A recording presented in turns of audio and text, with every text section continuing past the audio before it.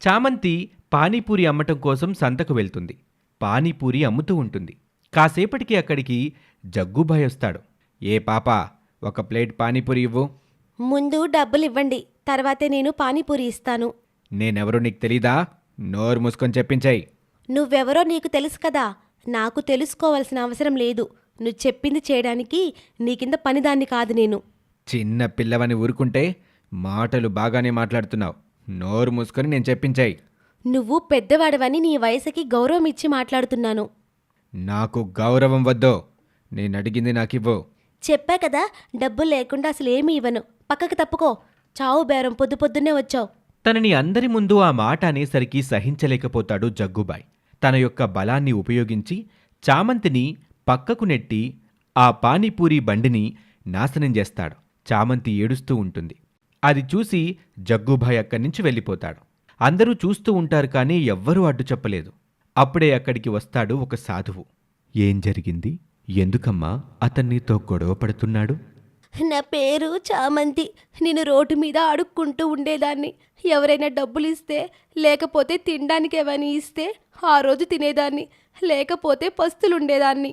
అలా రోజులు గడుస్తూ ఉంటే ఒకరోజు స్పృహ తప్పి రోడ్డు మీద పడిపోయాను. అటుగా వెళ్తున్న శాంతమ్మ అనే ఒక ముసలావిడ కింద పడిపోయిన నా దగ్గరకు వచ్చింది. పాపా పాపా, లే పాపా, ఏవైందమ్మా అని తన ఇంటికి తీసుకెళ్తుంది శాంతమ్మ. కాసేపటికి ఆ పాపకి స్పృహ వస్తుంది. మాట్లాడుతూ ఉంటే నోట్లో నుంచి మాట రావటం లేదు. అది అర్థం చేసుకుంటుంది శాంతమ్మ. తనకి తాగడం కోసం కొంచెం పాలు తీసుకొస్తుంది. అవి తాగిన తర్వాత శాంతమ్మ ఇలా అంటుంది. ఎవరమ్మా నువ్వు?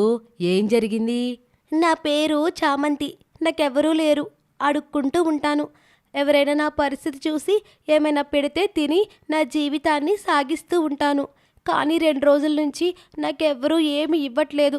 అందుకే ఏమీ తినలేదు కదా, నీరసం వచ్చి కళ్ళు తిరిగి పడిపోయాను. అయ్యో తల్లి, ఇంత చిన్న వయసులోనే నీకెన్ని కష్టాలు వచ్చాయమ్మా. సరే, నీకు నేను ఒక పని అప్పగిస్తాను. అది చేస్తావా? ఏదైనా చేస్తా అమ్మా. కాస్త భోజనం పెడితే చాలు నాకు.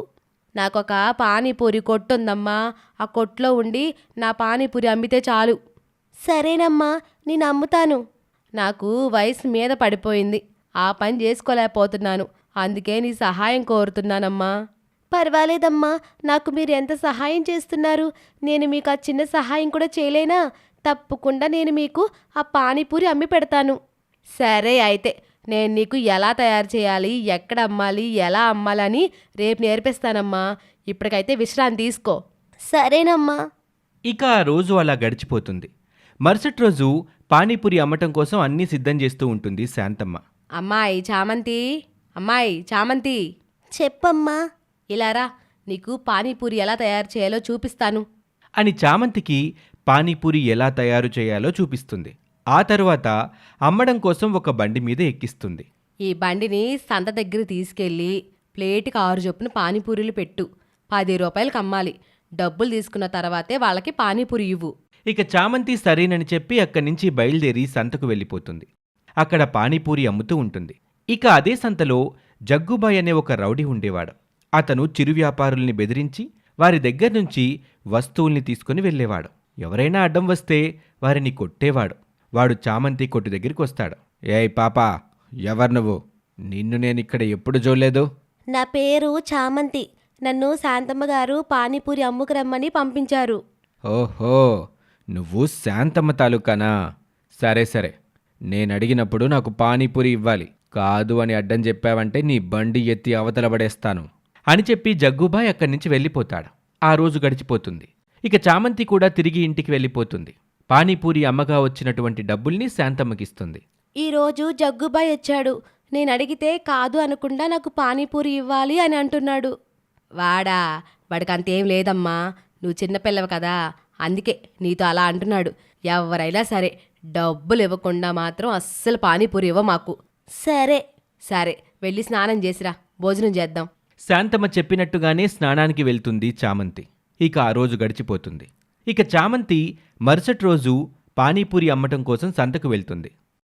తర్వాత రోజు మరలా పానీపూరి అమ్ముదామని సంతకొచ్చాను. ఇదిగో ఆ రౌడీ ఇలా చేశాడు. సరే అయితే, నాకిప్పుడు అంతా అర్థమైంది. నన్ను నమ్మి అమ్మ ఈ పని అప్పగించింది. కానీ వాడి వల్ల మొత్తం సర్వనాశనం అయిపోయింది. ఇప్పుడు నేను ఆవిడకి ఏం సమాధానం చెప్పాలో నాకేం అర్థం కావట్లేదు. రేపటి నుంచి నా జీవితం ఎలా ఉంటుందో కూడా అర్థం కావట్లేదు. బాధపడకు తల్లి, నేను నీకు కొంత డబ్బులిస్తాను.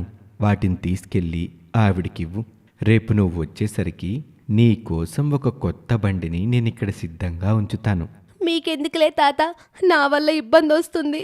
ఇబ్బంది ఏమీ లేదు. మనిషికి మనిషి సహాయం చేసుకోవాలి కదా.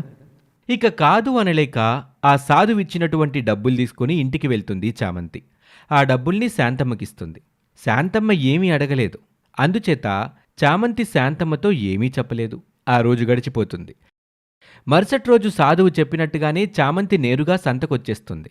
ఆయన చెప్పినట్టుగానే అక్కడ ఒక కొత్త పానీపూరి బండి రెడీగా ఉంటుంది. అక్కడికొచ్చిన చామంతిని చూసి ఆ సాధువు ఇలా అంటాడు, నీకు చెప్పినట్టుగానే కొత్త బండిని సిద్ధంగా ఉంచాను. ఇంక నువ్వు నీ పని మొదలుపెట్టు. ఇక చామంతి సరే అని చెప్పి పానీపూరి తినటానికి వచ్చిన వాళ్ళకి పానీపూరి అమ్ముతూ ఉంటుంది. అది తిన్నవాళ్ళు చాలా బాగుంది అని మరలా తీసుకుంటూ ఉంటారు.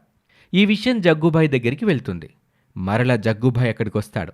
పానీపూరి అడిగితే చామంతి సాధువు వైపు చూస్తుంది.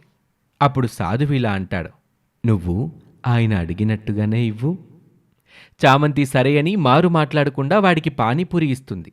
చామంతి ఇచ్చిన పానీపూరి తిన్న తర్వాత జగ్గుబాయ్ ఇలా అంటాడు, అబ్బా చాలా బాగుంది, ఇంకా ఇవ్వు అని తింటూనే ఉంటాడు జగ్గు. ఆశ్చర్యం ఏంటంటే ఎంత తీసినా సరే ఆ పానీపూరి వస్తూనే ఉంటుంది. పానీపూరి నీళ్లు అయిపోవటం లేదు. అదేదో మాయగా ఉంటుంది. చామంతికి అసలేం జరుగుతుందో అర్థం కావటం లేదు. కానీ అతిగా తినటం వల్ల జగ్గుబాయ్ పొట్ట బాగా పెరిగిపోతుంది. అది చూసి జనమంతా నవ్వుతారు. నడుద్దాం అనుకుంటాడు జగ్గుబాయ్.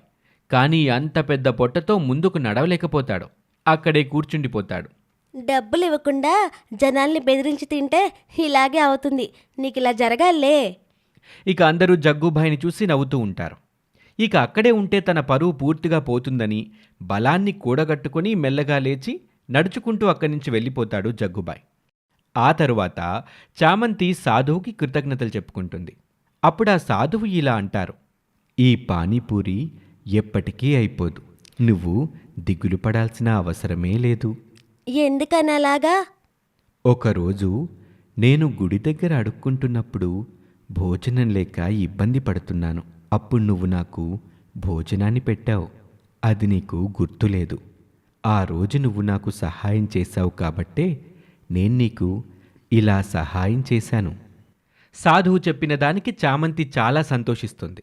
ఆ రోజు నుంచి ఆ పానీపూరి రుచిగా ఉండటం వల్ల ఊరిలో జనాలు కూడా పానీపూరి బండి దగ్గరికి వచ్చి అదే పానీపూరిని కొనుక్కుంటూ ఉండేవారు.